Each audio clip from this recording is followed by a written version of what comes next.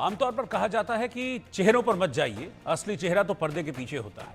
हरियाणा के हिसार की रहने वाली यूट्यूबर ज्योति मल्होत्रा इसी की जीती जागती मिसाल है। कैमरे पर हंसती, मुस्कुराती और मासूम सी नजर आने वाली ज्योति अब भारतीय सुरक्षा एजेंसियों की नजर में पाकिस्तान की जासूस बन चुकी है। पूरी रिपोर्ट देखिए, कैसे और किसके संपर्क में आने से जासूसी करने लगी ये ज्योति मल्होत्रा।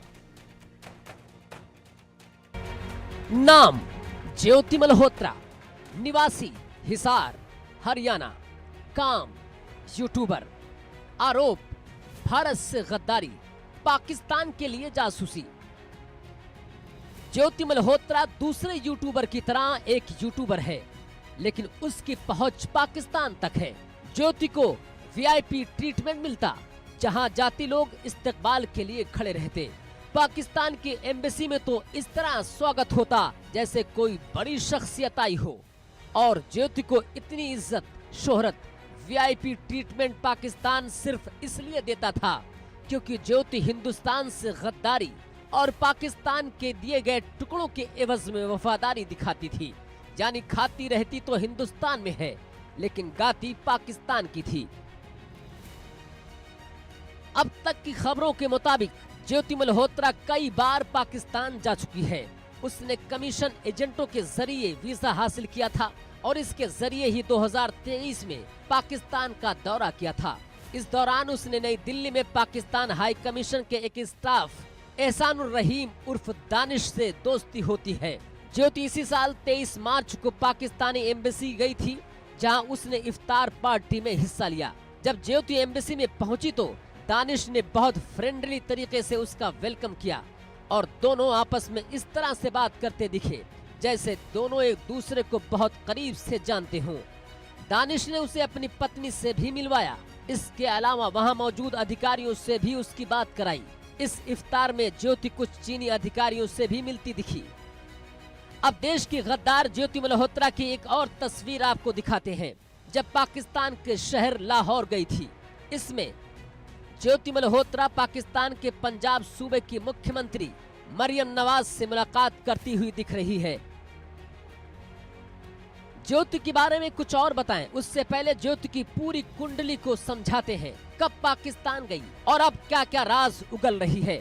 फिलहाल जासूसी के आरोप में गिरफ्तार यूट्यूबर ज्योति मल्होत्रा पर पुलिस ने नकेल कसनी शुरू कर दी है। नकेल कसते ही कई बड़े खुलासे किए हैं, जिसमें आतंकी हमले से पहले वो पहलगाम गई थी, इस बात को उसने कबूल किया है। उसने स्वीकार किया है कि 2023 में वो पाकिस्तान हाई कमीशन गई थी। उसे पाकिस्तान जाने के लिए वीजा चाहिए था। यहाँ उसकी मुलाकात एहसान उर रहीम उर्फ दानिश से हुई। इस दौरान उसने दानिश का मोबाइल नंबर ले लिया और उससे बात करने लगी। उसके बाद ज्योति 2 बार पाकिस्तान गई और वहाँ पर दानिश के कहने पर अली अहवान से मुलाकात की। अली अहवान ने पाकिस्तान में उसके ठहरने और घूमने का इंतजाम किया। अली अहवान नाम के शख्स ने ही ज्योति की मुलाकात पाकिस्तानी सिक्योरिटी और इंटेलिजेंस के अधिकारियों से कराई। इसी दौरान वो शाकिर और राणा शहबाज नाम के 2 लोगों से भी मिली। शाकिर का मोबाइल नंबर भी लिया, जिसे उसने जट रंधावा के नाम से सेव किया, जिससे कि किसी को शक न हो। भारत वापस आने के बाद स्नैपचैट, व्हाट्सएप और टेलीग्राम जैसे सोशल मीडिया प्लेटफॉर्म के जरिए इन लोगों से संपर्क में रही और देश विरोधी जानकारी देने लगी। इस दौरान वो पाकिस्तान हाई कमीशन के अधिकारी दानिश के साथ वो लगातार संपर्क में रही। ज्योति मल्होत्रा पाकिस्तानी खुफिया एजेंसी के संपर्क में पाई गई है।